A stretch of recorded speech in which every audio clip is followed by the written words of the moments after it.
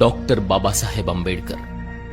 एक वादळी पर्व, प्रचंड झंझावात, तेजस्वी क्रांतीसूर्य ज्याच्या तेजोमय कर्तृत्वाने भारतभूमीवर लखलखीत किरण पडली आणि प्रत्येक भारतीयाचं जीवनमान प्रकाशमय झालं. अवघ्या भारतात क्रांतीची लाट आली आणि प्रत्येक नागरिक गुलामीतून मुक्त होऊन सन्मानाचं जीवन जगू लागला. पण बाबासाहेब म्हणजे दलितांचे कैवारी, मागासवर्गीयांचे उद्धार करते, आरक्षणाचे जनक एवढीच अपुरी माहिती आपल्या सगळ्यांभोवती फिरते आहे. म्हणूनच या पलीकडे जाऊन या तेजोमय सूर्याचे व्यक्तिमत्व समस्त भारतीयांना कळावं म्हणून हा प्रपंच.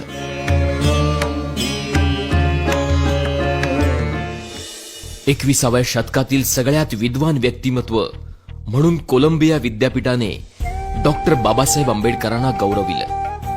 पाश्चिमात्य देशात बाबासाहेबांना चॅम्पियन ऑफ ह्युमन राईट्स असं म्हणतात.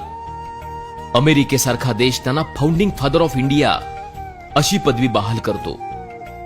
यामागची कारणं लक्षात घेतली तर व्यक्तीच्या प्रतिष्ठेसाठी, राष्ट्राच्या एकतेसाठी त्यांनी आपल्या वैचारिक भूमिकेमधून उचललेली पावलं ही पाश्चिमात्य आणि विकसित देशासाठी मार्गदर्शक हमरस्ता बनतात.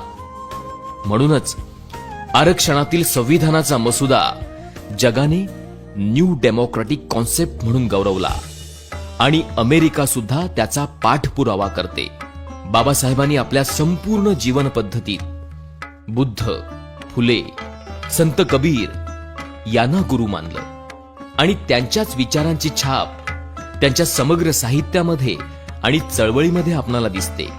भारताच्या भूमी स्वातंत्र्याचा लढा प्रत्येक जण आपापल्या परीने लढतच होता, पण भारतीयांच्या स्वातंत्र्याचा लढा फुलेंच्या जीवन पद्धतीला आदर्श मानून बाबासाहेब लढत होते.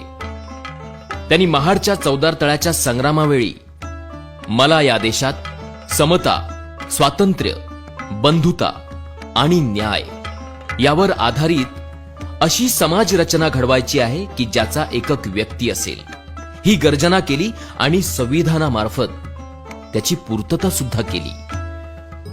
म्हणूनच डॉक्टर बाबासाहेब आंबेडकर फक्त मागासवर्गीय समूहाचेच नाहीत, तर प्रत्येक भारताच्या नागरिकाचे दीपस्तंभ ठरतात.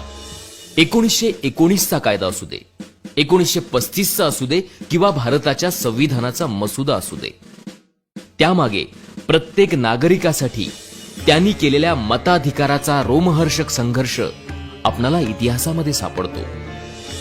एक व्यक्ती, एक मूल्य, मताचा अधिकार, स्त्रियांना सन्मान, मजुरांच्या कामाचे तास निर्धारित करणं, आर्थिक न्याय, पाणी प्रश्न, संस्थानांचे विलिनीकरण, अर्थशास्त्र अशा कितीतरी आघाड्यांवर बाबासाहेबांचं कार्य अधोरेखित होतं.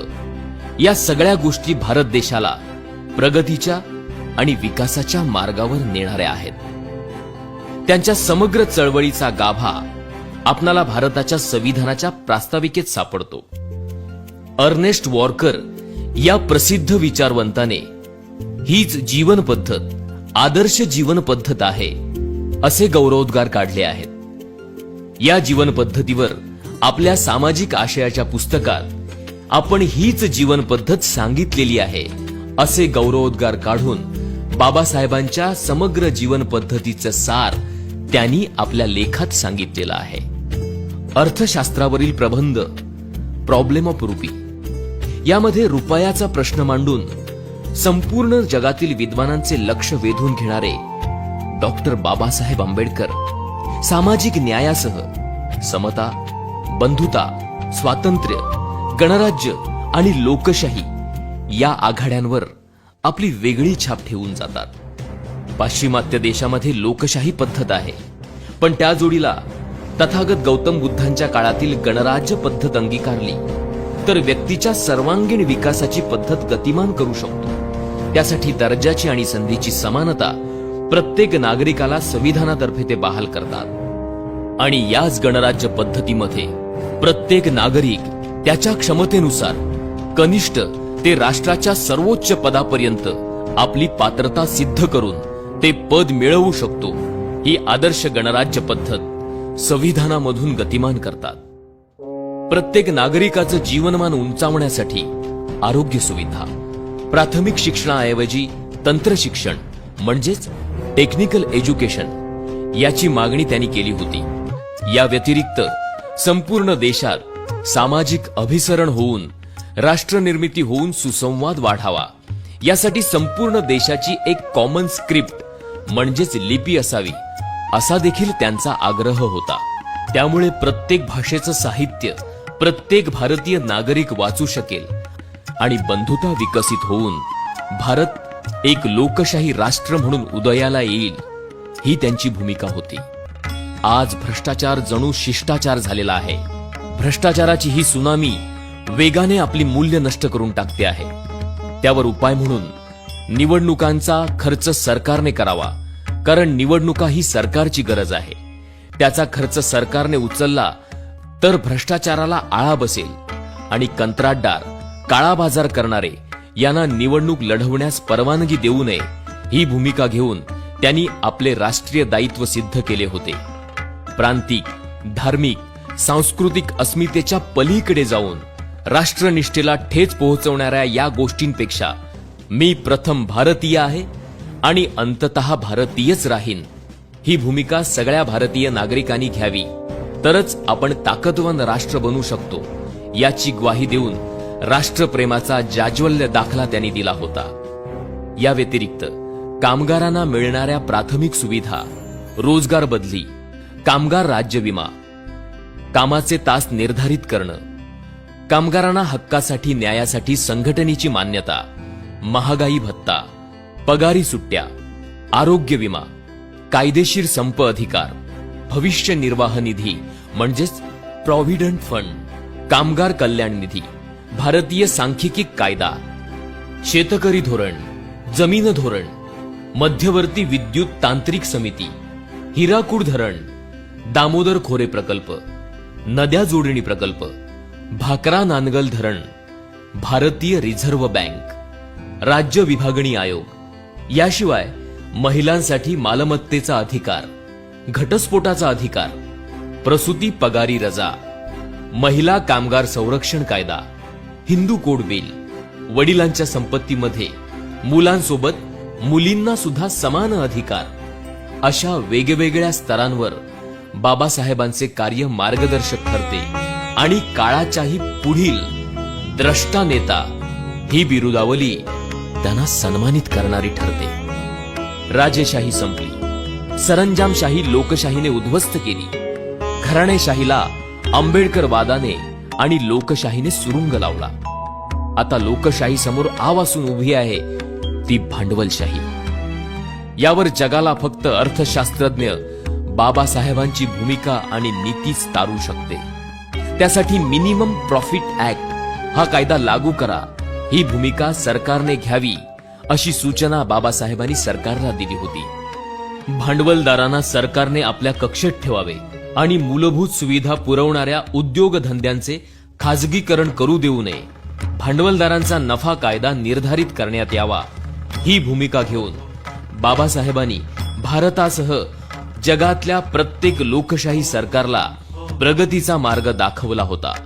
गरज आहे ती त्यांच्या आर्थिक न्यायाचा रस्ता पकडण्याची. आपणाला आर्थिक समानता माहिती आहे, विषमता माहिती आहे, पण व्यक्तीच्या क्षमतेनुसार त्याच्या राजकीय न्यायासोबत आर्थिक आणि सामाजिक न्याय हा महत्वाचा निर्देश संविधान सभेच्या भाषणाच्या प्रसंगी ते करतात. 26 जानेवारी 1950 We are enter in contradiction life. Politically we will have equality and socially and economically we will have not equality. We must remove this contradiction as early as possible. Either those who suffer from inequality will blow up the structure of political democracy which this assembly so laboriously built up. याचाच अर्थ 26 जानेवारी 1950 रोजी आपण एका विसंगतीपूर्ण जीवनामध्ये प्रवेश करणार आहोत. राजकारणामध्ये समानता असेल पण सामाजिक आणि आर्थिक जीवनामध्ये विषमता असेल. हा भेद शक्य तितक्या लवकरात लवकर आपणाला मिटवावा लागेल, नाहीतर असमानतेचे बळी ठरणारे लोक हा राजकीय लोकशाहीचा डोलारा उद्ध्वस्त केल्याशिवाय राहणार नाहीत. ही त्यांची पूर्वसूचना तंतोतंत खरी वाटते की काय, अशी परिस्थिती आज निर्माण होताना दिसत आहे. 14 ऑक्टोबर 1956 रोजी ते याच मातीत रुजलेल्या, वाढलेल्या, जगाला आदर्श ठरलेल्या बुद्ध धम्माची दीक्षा घेतात आणि आपणाला विश्वबंधुत्वाशी जोडतात. बुद्ध धम्माने तुमचं, देशाचं आणि जगाचं कल्याण होणार आहे, ही जबाबदारी ते आपणाला सांगतात आणि आपण केलेली ध्येय योजना पूर्णत्वाला नेतात. मैत्रीच्या, बंधुतेच्या निर्मळ प्रवाहात आपणाला बाबासाहेबांनी आणून ठेवलं आहे. केवळ जात, धर्म, वर्ग, मागासवर्गीय या पलीकडे जाऊन आदर्श मूल्यांची रुजवात करून जगाला आदर्श ठरेल असा आंबेडकरवाद बाबासाहेबांच्या अथक संघर्षातून निर्माण झालाय आणि त्याच विचारांच्या पालखीचे भोई आहोत आपण. आयुष्याच्या संध्याकाळी बुद्ध धम्म, संविधान आणि गणराज्य म्हणजेच रिपब्लिक ही 3 रत्न आपल्या हाती देऊन आपणासमोर लोकशाही राष्ट्र उभारणीचं दायित्व ते ठेवतात. गरज आहे ती न कळलेले बाबासाहेब समजून घेण्याची, क्षितिजा पलीकडची त्यांची दृष्टी अभ्यासण्याची आणि या रत्नाची पारख करणारे रत्नपारखी होण्याची. तरच झाडापेक्षा मुळांनी खोलवर गेलेले बाबासाहेब आपणाला समजतील आणि त्यांच्या विचारांच्या छायेत प्रत्येक नागरिक